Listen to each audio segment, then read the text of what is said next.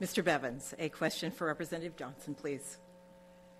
The national debt currently stands at $16 trillion. What specifically would you do in Congress to reduce that debt? To reduce the national debt?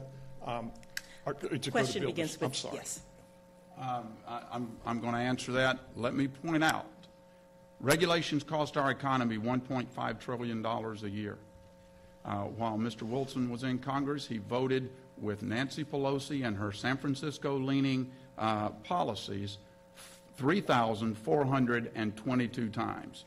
He wants a pat on the back for voting against cap and trade, but you can't find one speech on the floor or one letter to the secretaries where he tried to protect Ohio's natural resources.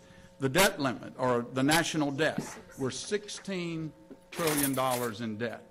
We've had to clean up the mess that Barack Obama, Nancy Pelosi, and Congressman Charlie Wilson put in place. It's been the largest debt increase that we've seen in our nation's history. When you, the problem is not that Americans are taxed too little. The problem is that Washington spends too much. We're borrowing 40 cents on every dollar that we spend. When you look at the budgets that I have supported, $6.2 trillion in spending cuts over 10 years, $5.3 trillion more in spending cuts than came out of the president's own budget that he could get zero support for. Mr. Wilson. I think one of the ways we dropped the deficit, which incidentally my opponent did go to Washington as a hawk, and he went down there and he was going to drop the deficit. You know what he's done? It's gone up. So talk is one thing, rhetoric is one thing, performance is another. Bill Johnson just doesn't have the performance side of it. What do we need to do to get our deficit down? There's a multitude of things to do, but I think it begins with tax restructuring.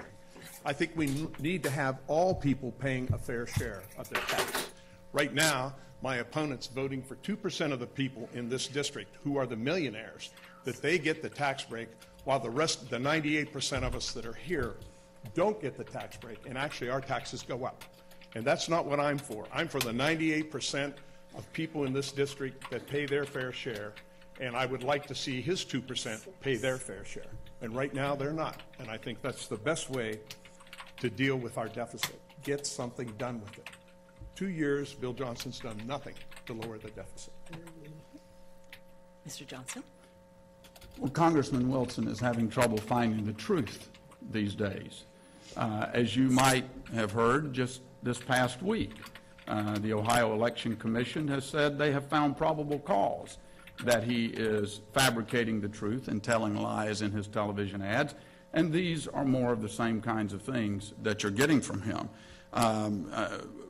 I have supported a balanced budget amendment. I have supported 2 budgets that cut federal spending. I thought I'd get a minute and a half. 30-second. 30 seconds. Sorry about that. I'm off track with where the questions are. That's okay. All right. Mr. Coulter, have a question for Mr. Wilson, who will have a minute and a half to respond. Then you'll have a minute and a half to respond, and then 30 seconds back to Mr. Wilson. Mr. Wilson, if Obamacare were to be repealed, what would you propose for people under the age of 26 to have in order to have access to comprehensive health care if they don't have a career path that has insurance provided? Let me say this. I think, first of all, that there are good things, and I said when we originally crafted this bill that it wasn't perfect, but that it was a place to start. There were some good things in that bill. As a matter of fact, my opponent has said he likes a couple of the things that are in that bill. When you take that vote, I should say, you can't vote for half the bill. You've got to vote for the whole bill. And I had no options to incrementally vote on that bill. So it's one of those things that I think it's important to understand that there are really good products in that bill, but they have to be taken as over time, and I think that will be. We got a good first start with that bill.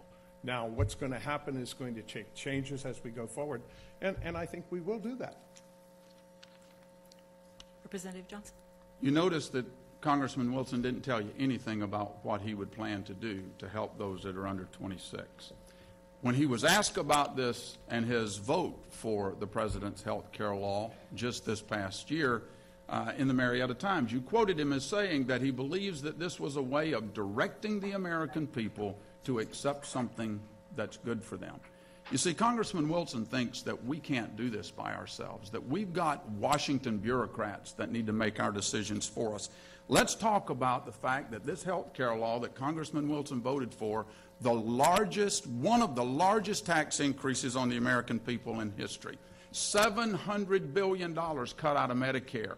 That's a $1.8 billion reduction in Medicare benefits for seniors right here along the river.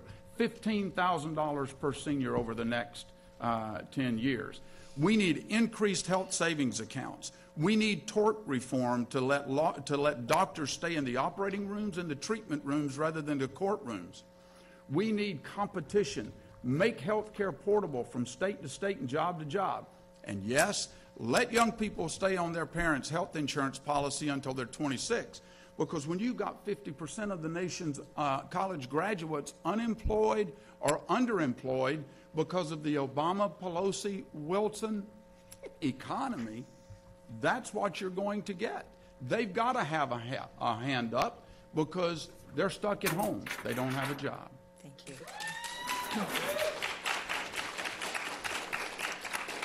Mr. Wilson, rebuttal?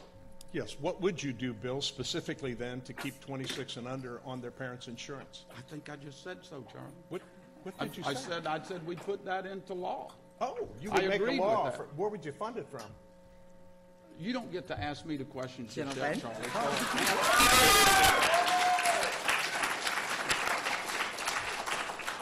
Forgive me, I thought we had 30 seconds to rebut. Okay. Should I rebut back? No. Done? Yeah. Okay. Ms. Adams, a question for Mr. Johnson, please. Office holders in both the Democratic and Republican parties are often criticized for following the agendas of the leaders of their parties. How will you avoid the label of a rubber stamp and reflect the will of the citizens you represent, especially when that conflicts with the positions held by your party? Well, I have voted in opposition to my party. As I mentioned to you just a little bit earlier, I have voted against my party over 100 times, and I'm not even through the first 2 years of my first term.